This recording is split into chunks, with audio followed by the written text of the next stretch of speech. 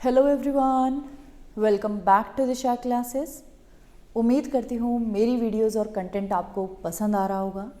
ये वीडियोस आपको किसी न किसी एग्ज़ाम की प्रिपरेशन में या आपके बिजनेस को ग्रो करने में ज़रूर हेल्पफुल होंगी। आज की वीडियो में हम डिस्कस करेंगे फिलिप कोटलर की बुक का चैप्टर नंबर 21 पार्ट 21। इस चैप्टर के भी 20 पार्ट्स हम ऑलरेडी डिस्कस कर चुके हैं। आप मेरी मार्केटिंग की प्लेलिस्ट में जाके उन्हें देख सकते हैं। प्लेलिस्ट का लिंक मैं आपको वीडियो के एंड में प्रोवाइड करवा दूंगी। और अगर आपको मेरी वीडियोस और कंटेंट अच्छा लगे तो प्लीज़ वीडियोस को ज़्यादा से ज़्यादा शेयर करें। अगर चैनल को सब्सक्राइब नहीं करा तो प्लीज़ चैनल को भी सब्सक्राइब कर लें, क्योंकि पूरे यूट्यूब पर आपको किसी भी चैनल पर मार्केटिंग सब्जेक्ट फिलिप कोटलर की बुक से पढ़ाने वाला नहीं मिलेगा। तो दिशा क्लासेस है जो आपको फिलिप कोटलर की बुक से मार्केटिंग सब्जेक्ट ऐसे लाइन टू लाइन कवर करवा रहा है। इसीलिए आप सभी से रिक्वेस्ट है, अगर वीडियोस और कंटेंट अच्छा लगे तो प्लीज़ वीडियोस को ज़्यादा से ज़्यादा शेयर करें। स्टार्ट करते हैं आज का टॉपिक। चैप्टर नंबर 21 है designing and managing integrated marketing channels. Integrated marketing channels को कैसे डिज़ाइन किया जाता है, कैसे मैनेज किया जाता है, ये हम डिस्कस कर रहे हैं चैप्टर नंबर 21 में। मार्केटिंग चैनल्स को कैसे डिज़ाइन किया जाता है, क्या क्या डिसीजंस लेने होते हैं, वो हम ऑलरेडी डिस्कस कर चुके हैं।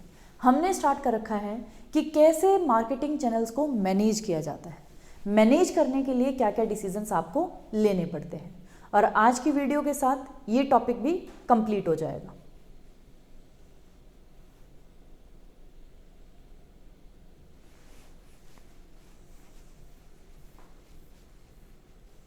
अगर हम मार्केटिंग चैनल मैनेजमेंट डिसीजंस की बात करें कि कैसे आप जो भी आपने मार्केटिंग चैनल्स डिज़ाइन किए हैं उनको मैनेज करेंगे, तो जब हम उनके मैनेजमेंट की बात करते हैं तो हम बात करते हैं कि हर एक चैनल के लिए जो भी आपने सेलेक्ट किया है, जो भी आपने डिज़ाइन किया है, उसके लिए कैसे इंटरमीडिएटरीज़ को आप सेलेक्ट करेंगे। सेलेक्ट करने के बाद उन्हें ट्रेनिंग देंगे, ट्रेनिंग देने के बाद उन्हें कैसे कैसे मोटिवेट करेंगे, और मोटिवेट करने के बाद कैसे आप उनकी परफॉर्मेंस को टाइम टू टाइम इवेल्युएट करेंगे। तो ये हमारे डिसीजंस होते हैं, ये आप कह सकते हैं स्टेप्स होते हैं मार्केटिंग चैनल को मैनेज करने की, कि कैसे आप अपने मार्केटिंग चैनल्स को मैनेज करेंगे। तो हमने सिलेक्शन वाला जो डिसीजन है वो कवर कर लिया है, ट्रेनिंग एंड मोटिवेशन को कंप्लीट कर लिया है। एक बीच में इवेल्युएशन से पहले एक छोटा सा टॉपिक है जो हमारा है चैनल पार्टनरशिप। चैनल पार्टनरशिप्स, जब भी आप किसी भी चैनल के साथ पार्टनरशिप करते हैं तो उन चैनल पार्टनरशिप्स में आपको किन चीज़ों का ध्यान रखना चाहिए, या चैनल पार्टनरशिप्स कैसे ग्रो करती हैं। जब भी कोई प्रोड्यूसर या कोई भी कंपनी इंटरमीडिएटरी के साथ किसी भी चैनल मेंबर के साथ पार्टनरशिप करता है, तो ये एक छोटा सा टॉपिक है, इसको हम कवर करेंगे। उसके बाद हम चलेंगे इवेल्युएटिंग पे, कि भी कैसे आपको अपने चैनल मेंबर्स को इवेल्युएट करना है। क्लियर? तो ये दो टॉपिक्स हम आज की वीडियो में कवर करेंगे। More sophisticated companies try to forge a long-term partnership with distributors। ये कह रहा है जो बहुत अच्छी या बहुत बड़ी बड़ी कंपनीज होती हैं वो ट्राई करती हैं कि उनके डिस्ट्रीब्यूटर्स के साथ उनके लॉन्ग टर्म पार्टनरशिप्स बिल्ड हों और स्ट्रॉन्ग पार्टनरशिप बिल्ड हों। The manufacturer clearly communicate what it wants from its distributors in the way of market coverage, inventory levels, marketing development, account solicitation, technical advice and services, and marketing information, and may introduce a compensation plan for adhering to the policies। ये कह रहा है बहुत सारे manufacturers clearly अपने distributors को बता देते हैं कि भी उन्हें डिस्ट्रीब्यूटर्स से क्या क्या चाहिए, कितना उन्हें मार्केट का कवरेज चाहिए अपने डिस्ट्रीब्यूटर से, किस इन्वेंट्री लेवल्स को वो एक्सपेक्ट करते हैं, क्या मार्केटिंग डेवलपमेंट उनसे चाहिए, किस टाइप के अकाउंट्स वो उनसे एक्सपेक्ट करते हैं, क्या टेक्निकल एडवाइस एंड सर्विसेज वो उनसे चाहते हैं, कितनी मार्केट की इन्फॉर्मेशन वो उनसे चाहते हैं। और इन सब पॉलिसीज़ को फॉलो करने के लिए वो एक कंपनसेशन प्लान को भी बता देते हैं।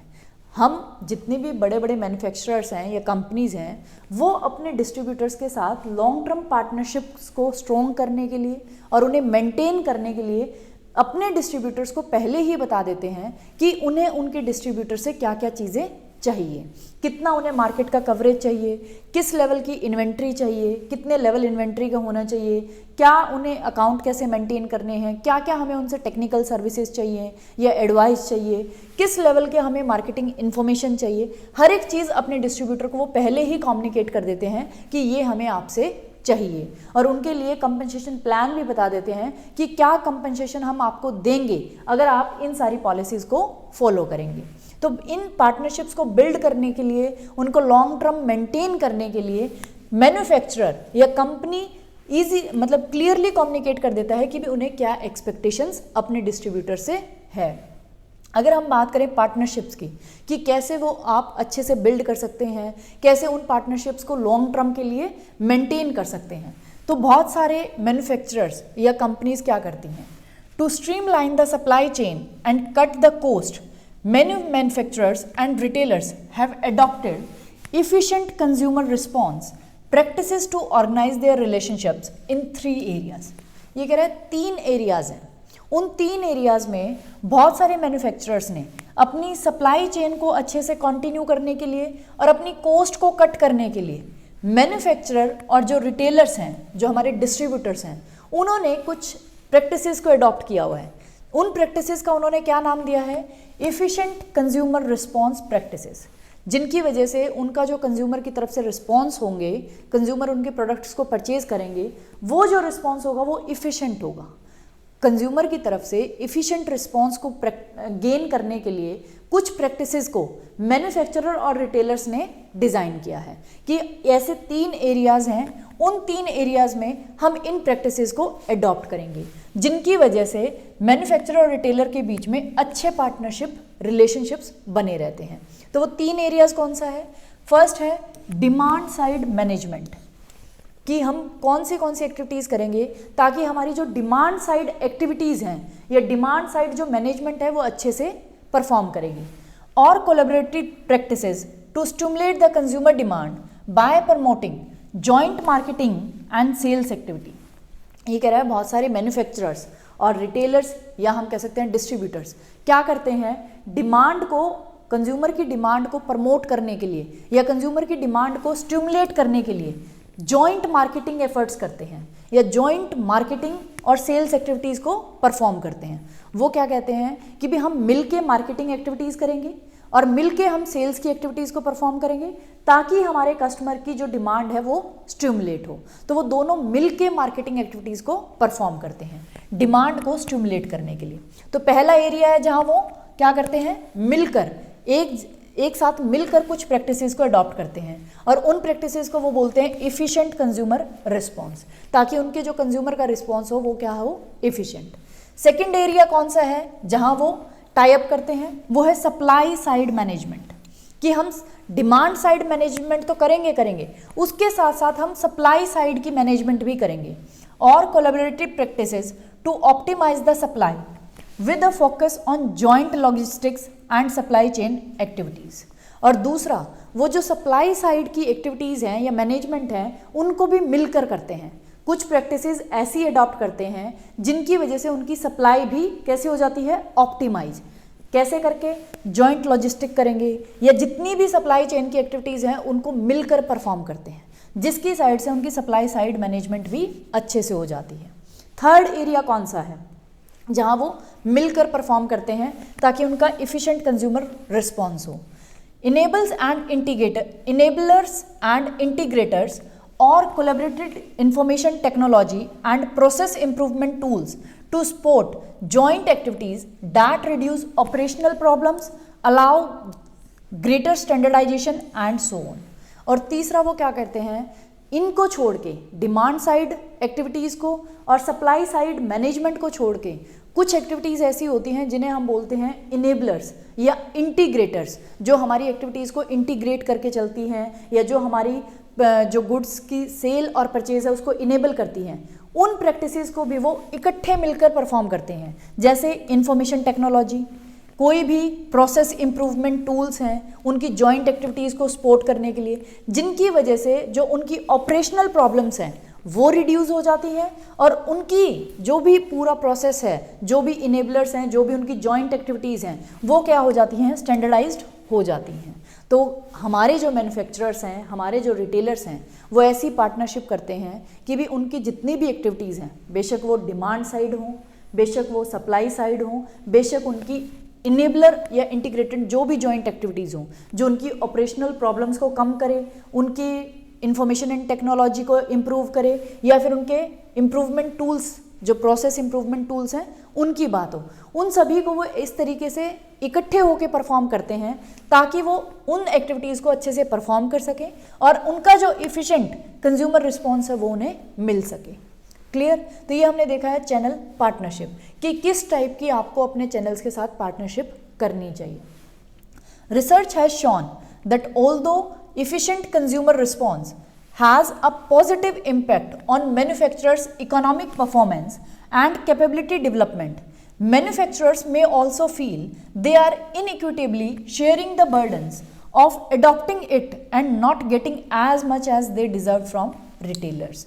लेकिन रिसर्च, जो भी रिसर्च हुई, स्टडीज़ हुई, उसमें देखा कि भी जो ये हमारी इफ़िशेंट कंज्यूमर रिस्पॉन्स प्रैक्टिसेस थी, जो रिटेलर और मैन्युफैक्चर इकट्ठे मिलकर कर रहा है ताकि उनकी सारी एक्टिविटीज़ स्मूथली परफॉर्म हो, जब वो सारी चीज़ों को इकट्ठे करते हैं, मार्केटिंग एक्टिविटीज़ को भी, सेल्स एक्टिविटीज़ को भी, जॉइंट लॉजिस्टिक को हायर करते हैं, या फिर हम कह सकते हैं सप्लाई चेन की जितनी एक्टिविटीज़ हैं उनको जॉइंटली परफॉर्म करते हैं, इन्फॉर्मेशन टेक्नोलॉजी का जॉइंट यूज़ करते हैं, तो इन सब एक्टिविटीज़ की वजह से पॉजिटिव इम्पैक्ट हुआ है मैन्युफैक्चर की इकोनॉमिक परफॉर्मेंस पे और उसकी कैपेबिलिटी डेवलपमेंट पे।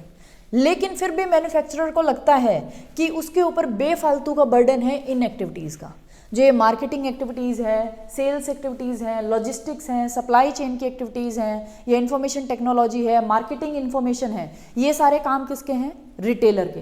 तो मैन्युफैक्चरर को फिर भी लगता है कि वो बेफालतू में इन एक्टिविटीज़ का बर्डन शेयर कर रहा है और इन एक्टिविटीज़ के बर्डन से उतना उसे नहीं मिल रहा जितना उसे मिलना चाहिए रिटेलर की तरफ से। मतलब रिसर्च की गई है, रिसर्च में ये मिला है कि वैसे तो इफ़िशेंट कंज्यूमर रिस्पॉन्स प्रैक्टिसेस का पॉजिटिव इम्पैक्ट है मैन्युफैक्चर की इकोनॉमिक परफॉर्मेंस पे भी, उसकी कैपेबिलिटी डेवलपमेंट में भी, लेकिन फिर भी मैन्युफैक्चर को लगता है कि भी उससे जितने रिटर्न्स मिलने चाहिए उतने रिटर्न्स नहीं मिल रहे रिटेलर्स की तरफ से और वो बेफालतू में इन एक्टिविटीज़ का बर्डन शेयर कर रहा है। ये था पार्टनरशिप कैसी होनी चाहिए वो वाला। अब हम बात कर लेते हैं हमारा जो लास्ट मैनेजमेंट का डिसीजन है कि भी चैनल मेंबर्स को कैसे मैनेज करना चाहिए। आपने उन्हें सेलेक्ट कर लिया, फिर उन्हें ट्रेन कर दिया, फिर उन्हें मोटिवेट भी कर दिया टाइम टू टाइम, और फाइनली उनकी जो परफॉर्मेंस है चैनल मेंबर्स की उसको हम करेंगे इवेल्युएट कि कैसा वो परफॉर्म कर रहे हैं। Producers must periodically evaluate intermediaries' performance against such standards as sales quota attainment, average inventory levels, consumer delivery time, treatment of damaged and lost goods, and cooperation in promotional and training programs.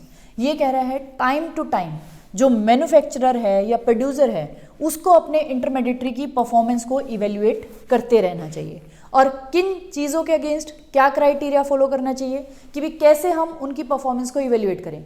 आपको देखना है कि कितना आपने उनके लिए sales का Kota fix किया था, क्या उसने उसको अचीव किया, क्या वो इन्वेंट्री के एवरेज जो आपने लेवल बोला था उसको मेंटेन कर रहे हैं या नहीं, क्या वो कस्टमर को डिलीवरी जो टाइम है डिलीवरी टाइम पे डिलीवरी कर रहे हैं या नहीं, डैमेज्ड और लॉस्ट जो गुड्स हैं उनका वो कैसे ट्रीटमेंट करते हैं, प्रमोशनल और ट्रेनिंग प्रोग्राम्स में क्या वो आपके साथ कोऑपरेट कर रहे हैं या नहीं।